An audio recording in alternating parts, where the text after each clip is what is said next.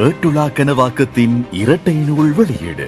மட்டக்களப்பு மாவட்டம் ஓட்டமாவடி பிரதேசத்தினை சேர்ந்த அதீனா அபு உபைதா எழுதிய நிசப்த வியாக்கியானம் மற்றும் ஃபாத்திமா ஹக்கீமா அமீனுத்தீன் எழுதிய என்னை தேடாதீர்கள் எனும் இரு நூல்களின் வெளியீட்டு நிகழ்வு எதிர்வரும் நவம்பர் மாதம் 2ஆம் தேதி ஞாயிற்றுக்கிழமை காலை 9 மணி தொடக்கம் மதியம் 12:30 வரை ஓட்டமாவடி மத்திய கல்லூரி பிரதான மண்டபத்தில் நடைபெற இருக்கின்றது.